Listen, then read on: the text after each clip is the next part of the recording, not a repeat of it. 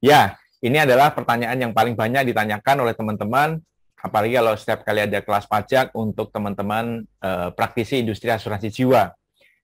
Jadi di mana sih meletakkan polis asuransi jiwa di dalam SPT pajak penghasilan orang pribadi, dan bagaimana halnya ketika uang pertanggungan cair itu diletakkan di mana pula di dalam SPT pajak penghasilan orang pribadi kita. Nah, saya akan mencoba menjawab pertanyaan teman-teman itu dalam video pendek kali ini. Yuk kita simak.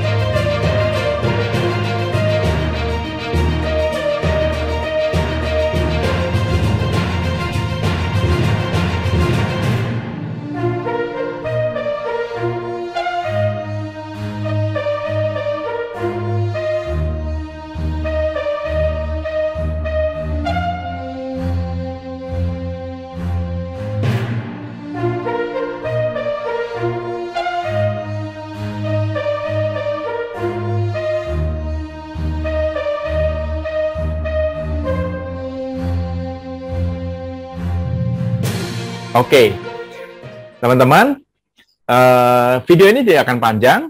Video ini akan langsung menjawab pertanyaan teman-teman semua mengenai pertanyaan di mana meletakkan polis asuransi jiwa yang kita miliki atau nasabah miliki di dalam SPT, dan bagaimana halnya nanti ketika misalnya uang pertanggungannya cair. Siapa yang harus melaporkan dan diletakkan di mana di dalam SPT PPh pajak penghasilan orang pribadi kita, gitu ya. Oke. Tapi sebelum saya mulai video ini, saya harus sampaikan disclaimer bahwa saya bukanlah praktisi atau konsultan pajak. Saya hanya seorang certified financial planner yang memang belajar pajak. Saya tidak memiliki sertifikasi atau brevet perpajakan. Jadi materi ini hanya dimaksudkan agar teman-teman semua yang menonton video ini memahami aturan perpajakan terkait dengan produk asuransi jiwa. Jadi nanti detail soal teknis perpajakan, soal cara menghitung, dan lain-lain, silahkan dikonsultasikan dengan konsultan pajak teman-teman semua. Oke? Nah,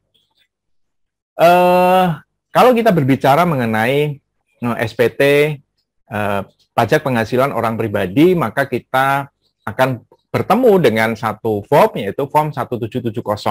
Di mana form 1770 ini untuk orang pribadi ada 3 macam, 1770 saja, 1770S dan 1770SS. Nah, umumnya kita memakai yang 1770,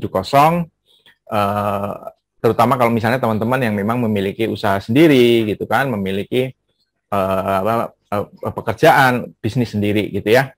Jadi formnya ada seperti di dalam layar, dia akan terdiri dari 1 halaman utama dan 4 lampiran. Jadi ada lampirannya ada 4. Nah,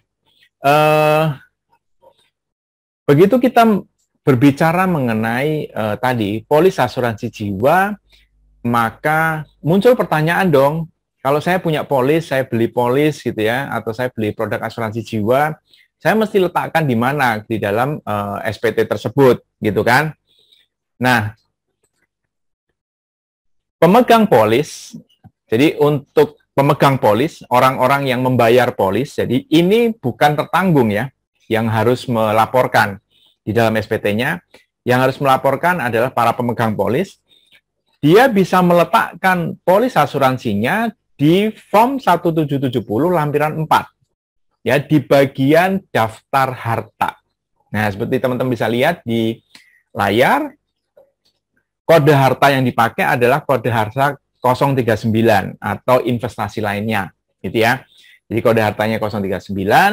Kemudian harga perolehannya, ini ada beberapa pendapat yang berkembang gitu, dan rasanya belum mengerucut mana yang kita bisa pegang, tapi saya berdasarkan apa yang saya peroleh dari senior-senior saya, dari guru-guru saya sepakat untuk meletakkan setelah tahun perolehan, harga perolehan adalah premi tahunan yang kita bayarkan, gitu ya. Jadi kode hartanya 039, nama hartanya adalah polis asuransi jiwa PT XXX, gitu ya.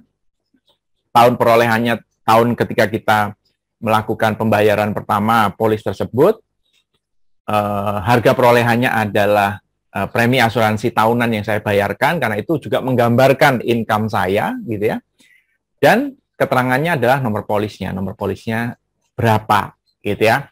Dan kewajiban ini harus dilakukan oleh para pemegang polis, bukan tertanggung, bukan penerima manfaat. Gitu ya teman-teman ya. Jadi sudah terjawab, polis taruh di mana? Taruhnya di daftar harta, di form 1770 lampiran 4. Oke. Lalu gimana nanti kalau saat uang pertanggungannya cair, gitu kan? Jadi saya punya asuransi jiwa di mana saya tunjuk sebagai beneficiary atau penerima manfaat adalah misalnya istri saya. Ya, misalnya istri saya. Apa yang harus istri saya lakukan terhadap uang pertanggungan tersebut? Di mana dia harus lapor, gitu ya, di dalam SPT PPH dia, gitu kan?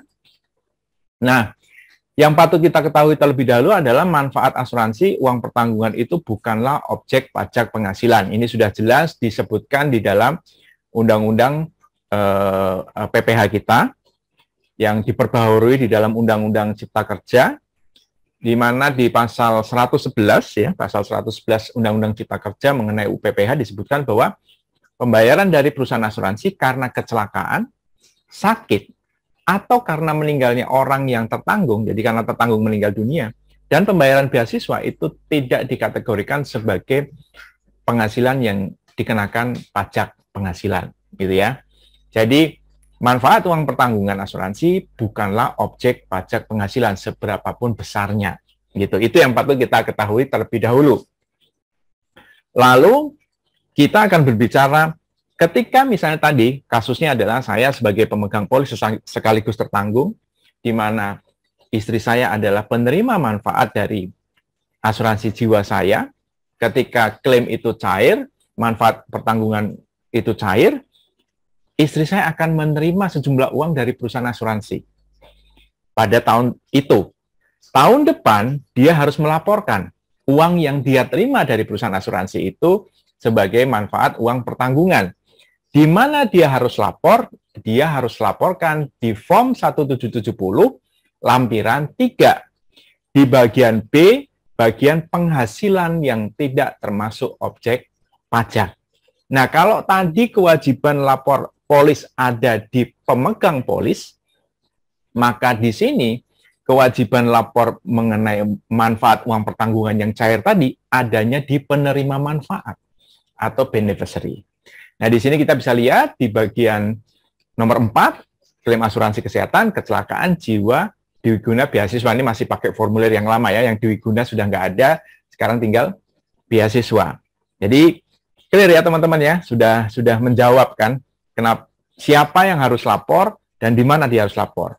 Polis oleh pemegang polis, manfaat oleh penerima manfaat. Polis ditaruh di daftar harta, manfaat uang pertanggungan letakkanlah di penghasilan yang tidak termasuk objek pajak.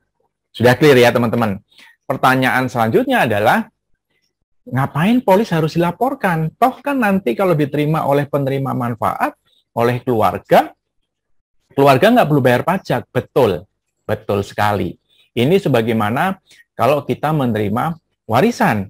Warisan adalah penghasilan yang tidak dikenakan pajak, bukan termasuk objek pajak. Tapi kita harus ingat teman-teman, mungkin teman-teman sudah baca berita ini ya mengenai program PPS, di mana Menteri Keuangan menyampaikan bahwa tolong ungkap ya, kan program pengungkapan sukarela kan, PPS kan, tolong ungkap harta termasuk warisan dan hibah. Nah, warisan hibah itu kan sebenarnya nggak kena pajak. Kenapa harus diungkap juga? Iya, karena harus dicek dulu apakah barang yang diwariskan itu, apakah barang yang dihibahkan itu sudah pernah ada di dalam SPT orang yang menghibahkan atau orang yang mewariskan. Jadi kita tidak boleh mewariskan atau menghibahkan barang yang bukan milik kita. Dalam kategori perpajakan, barang dianggap milik kita kalau ada di dalam SPT kita. Jadi kita pengen memastikan bahwa polis asuransi yang nanti akan diterima oleh penerima manfaat, orang-orang yang memang kita tunjuk, itu memang sudah ada di dalam SPT kita. Untuk supaya apa? Supaya mereka nanti, kalau misalnya ada pemeriksaan, ya bayangin aja, kalau saya misalnya memberikan uang pertanggungan 6M kepada istri saya, sedangkan profil penghasilan istri saya tahunan itu nggak sampai 6M, pasti itu kan akan menimbulkan pertanyaan mungkin. Jadi istri saya bisa bilang bahwa ini adalah pencairan uang pertanggungan dari polis asuransi almarhum suami saya. Di mana itu bisa dibuktikan ketika dicek di SPT saya, itu sudah ada polis asuransi tersebut. Jadi lega, semua lega. Nah teman-teman, itu yang bisa saya share untuk teman-teman sebagai jawaban atas pertanyaan teman-teman yang selama ini selalu ditanyakan berkaitan polis taruh di mana, siapa yang harus lapor, manfaat uang pertanggungan taruh di mana, siapa yang harus lapor pajaknya. Oke teman-teman, saya kira itu video yang bisa saya share untuk teman-teman, semoga bermanfaat dan sekali lagi sampai ketemu di edisi berikutnya. Salam sukses untuk kita semua.